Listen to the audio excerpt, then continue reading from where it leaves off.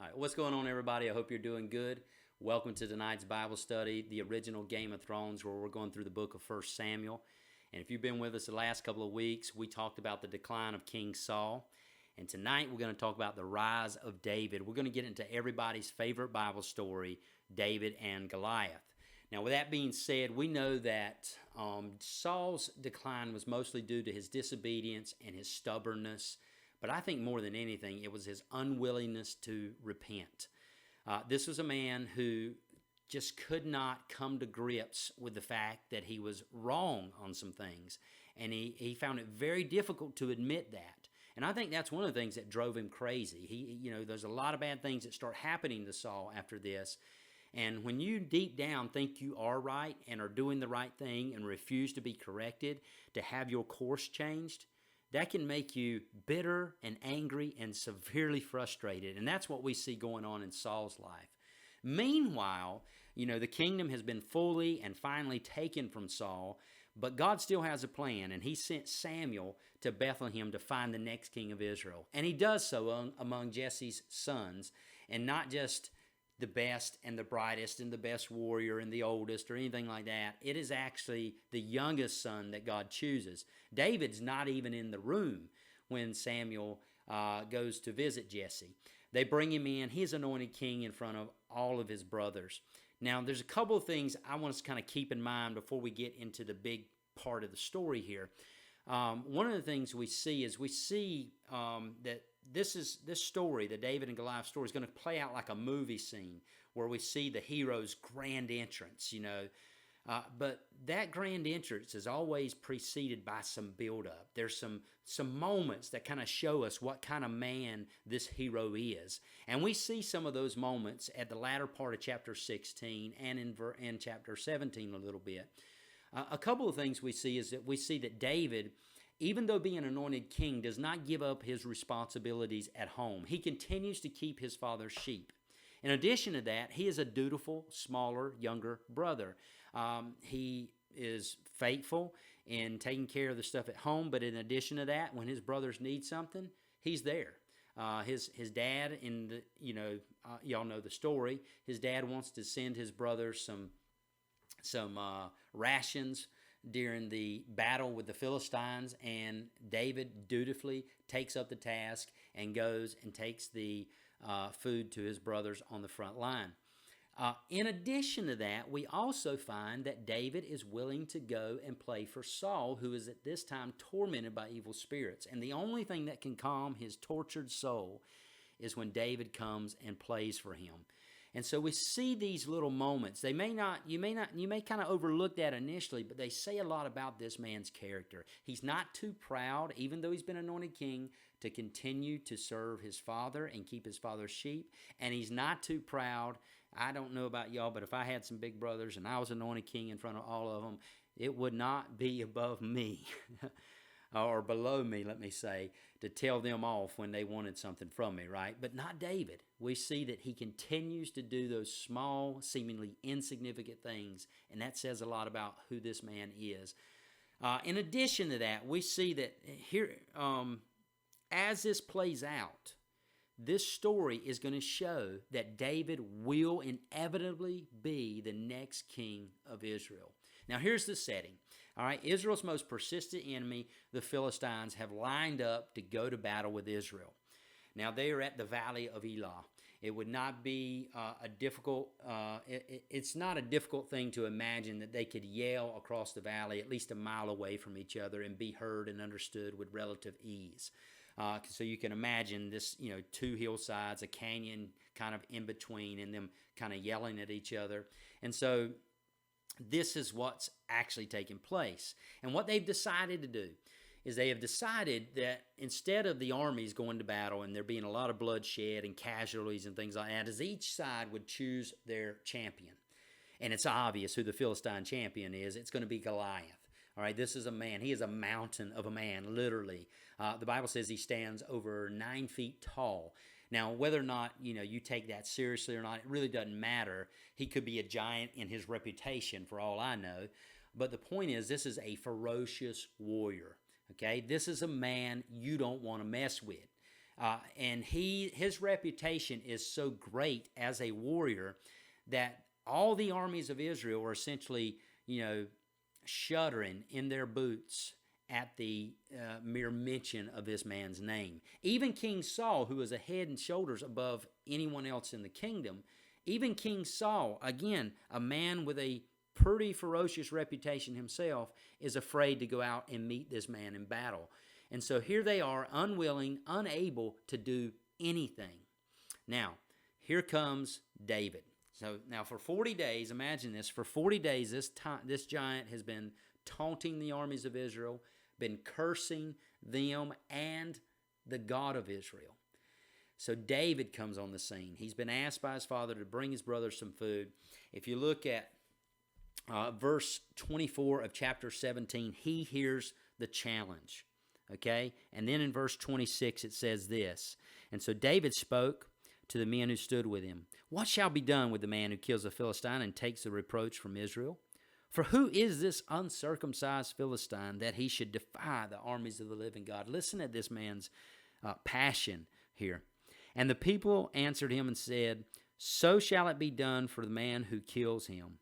Now Eliab, his oldest brother, when he heard the men speak to him, his anger was roused against David, and he said, 'Why did you come here?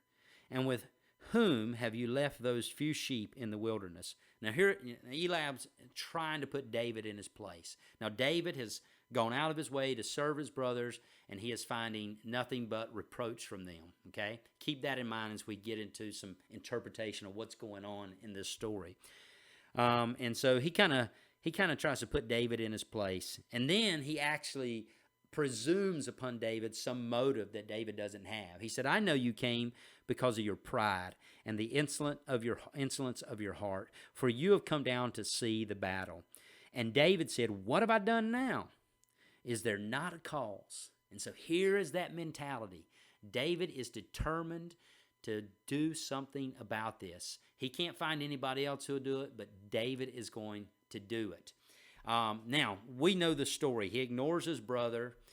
He then convinces Saul that he's able to take on this task. And the way he does that is they bring him to Saul. I'm sure Saul looks at David, and I don't know how old David was. There's been estimates somewhere between 15, 20 years old.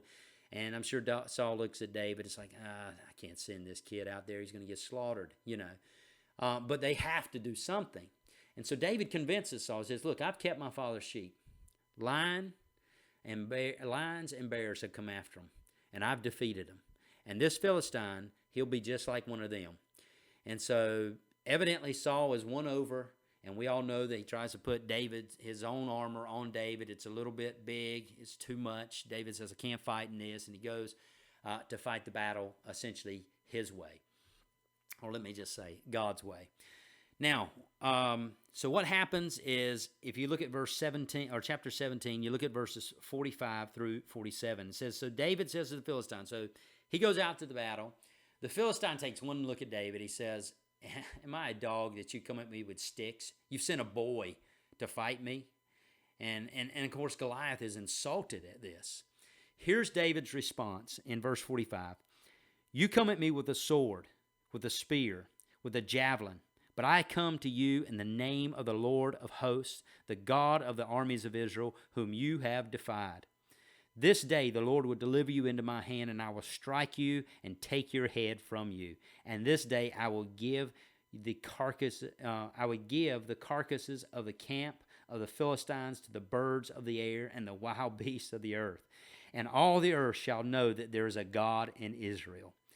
So here is David facing this man down. Now you got to understand, Goliath is armored from head to toe. He's got a helmet on. He's got, chainmail armor that probably weighs around 200 pounds. He's got a spear that the head of that spear weighs about 20 pounds. He's got a sword. He's got a shield. He's got an armor bearer. And here David is with essentially, a sling and 5 stones.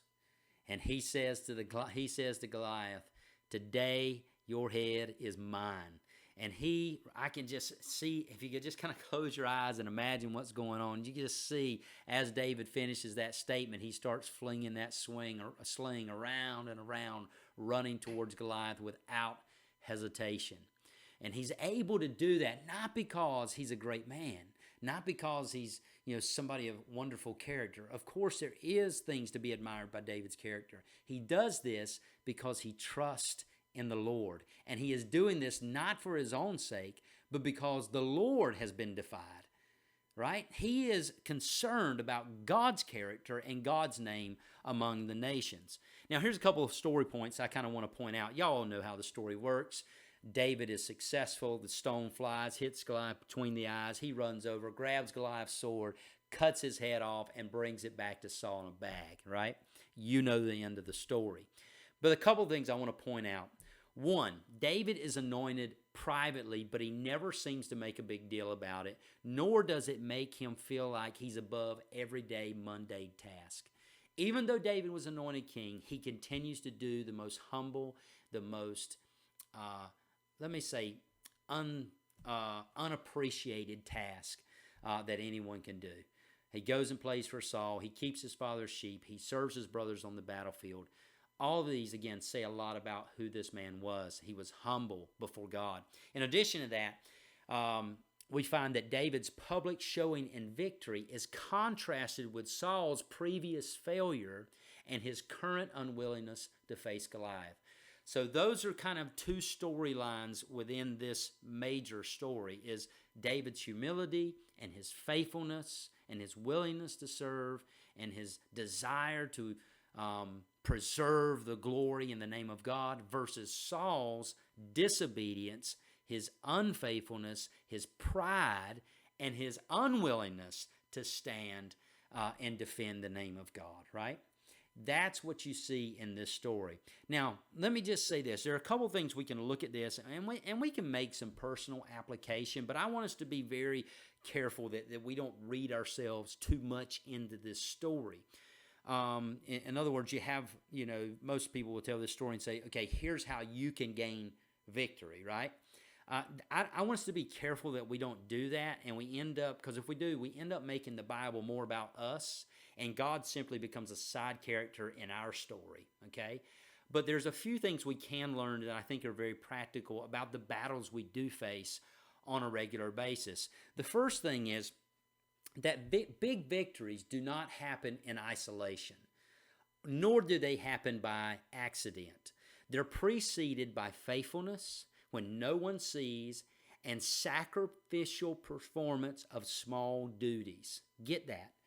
Big victories are preceded by faithfulness when no one sees and sacrificial performance in small duties. In other words, you're willing to do the stuff nobody else will do.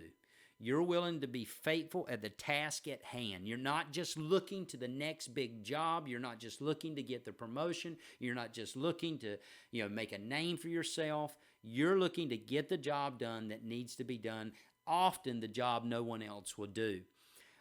If you look at David keeping the sheep, again playing for Saul, if you look at what Jesus had, laying his life down for the sheep by killing the lion and the bear. Look at verse 35. I love the way it describes verse 35, the way David kills the lion and the bear. He says, I went after it, and I struck it, and delivered the lamb from its mouth. I love that phrase. This is just, if anything, this is a picture of Jesus, right? The story of the shepherd going after the lost sheep. This is a picture of Jesus Christ, who goes after our enemy with a determination to pluck us out of his hand. This is David here, and he says, I took the lamb out of its mouth, and when it rose against me, look what it says David did. I caught it by its beard, struck it, and killed it. This man is face to face with a lion. That lion comes against him. He grabs the lion by the beard, and I can just imagine maybe taking a knife, a spear, something he had, and jamming it up through his throat. He was head on with the enemy, and he never backed down. And we see that. That's faithfulness. And nobody was around to applaud him for that or to see that. He just came out of the woods one day with blood all over him, and everybody wondered what happened. And that's the same. That's exactly what happened on the cross, which we'll get to. I'm getting ahead of myself, but we'll get to in just a few minutes. Anyway, here's what Jesus had to say. He said, if you're faithful in the little things, you'll be faithful in the large ones. But if you're dishonest in the little things, you won't be honest with greater responsibilities. And that's what we see with David. We see a man who is faithful in the small things. Again, big victories do not happen in isolation or by accident. They're preceded by faithfulness and a sacrificial performance of the little things. Here's the other thing I think we can learn from it is our battles may feel lonely. If everybody's ever been through a battle, whether it's some physical sickness, you lost a job, family troubles, whatever, you may feel all alone. But let me remind you, you are not alone. When David faced Goliath, he had to do it with his brother taunting him. It wasn't just Goliath he was facing. His brother was against him. The king doubted him. David, I am sure, felt alone. But he said in faith, you come at me with a sword and a shield and a spear, but I come at you in the name of the Lord. He knew that God was with him by faith. And there may be times in your life you don't feel God. But whatever battle you're facing, he has promised he would never leave us nor forsake us. But let me tell you what this story is ultimately about. This is what the story is really about. It's not about you and winning victories and fighting battles and all that kind of stuff. Here's what the story's about. We're not so much David. David is a picture of Jesus Christ. If anything in this story, we're Saul. We are Saul. We're afraid. We're petty. We're unable, unwilling to do anything. And this is us in our sin. We cannot do anything about our sin. In fact, left to ourselves, we would think we're okay people. All the while, there is this decaying thing that exists within us called sin that corrupts us daily. But we would be unwilling, unable to do anything about it. And that's exactly what's going on in this story. The foe of sin is simply too big for us, and we cannot handle it. We need someone to fight our battles for us. And that's what we see in this. And we see David is a picture of Jesus Christ who delivers us from our strong enemy. And it is Christ that you and I must put our faith in. Not our own inner strength and inner ability. Not our ability to, kind of appraise the situation and find the right tools and all that kind of stuff, or to just fight the battle our way, that kind of thing. No, our faith to face, our strength in any battle is found in our faith in Jesus Christ. He is the one that fights our battles for us. We find that David, like Christ, is faithful. We find that David, like Christ, is humbled. Christ said, I have come not to be served, but to serve and to give my life a ransom for many. And throughout his life, we see Jesus doing that. He doesn't fight a battle like anyone else would. David is given Saul's army, and that's the conventional way in which you were to fight that battle. And that's exactly what we see in Christ. Christ comes on the scene. The messianic expectations were high. There's going to be a political leader, a religious leader, a military leader who will come on the scene and deliver us from the Roman oppression, right? That was the expectation of Messiah. They weren't expecting a carpenter from Nazareth to come and live just a life of good example and die a martyr's death on a cross. They weren't expecting that, or a criminal's death on a cross. And that's exactly what happened. But Jesus doesn't fight in the normal fashion. He doesn't fight like we think he ought to fight, right? He fought his battle on the cross. The forces of darkness were dealt a crushing blow, not by military might.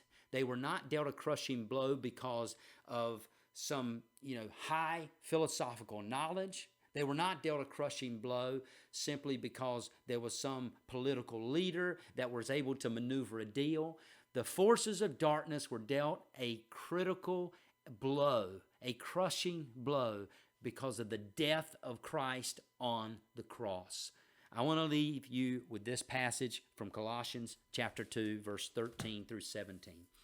It says there, and you, being dead, you're Saul, unable, unwilling to do anything, being dead in your trespasses and the uncircumcision of your flesh, he has made alive together with him, for having forgiven all trespasses, having wiped out the handwriting of iniquity that was against us, which was contrary to us.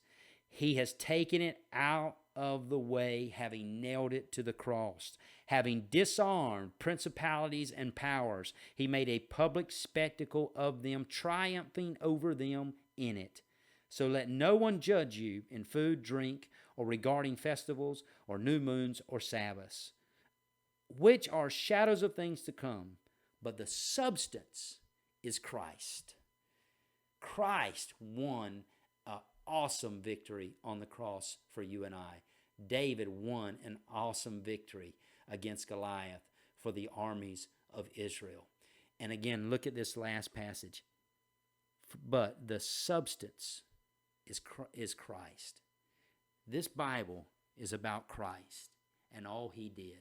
And every time you read a story, you put him in the middle of it, and it will cause you to fall on your knees and worship. You'll see a picture, just like I was describing a while ago, not of you winning great battles, but a picture of Christ who has won the greatest battle.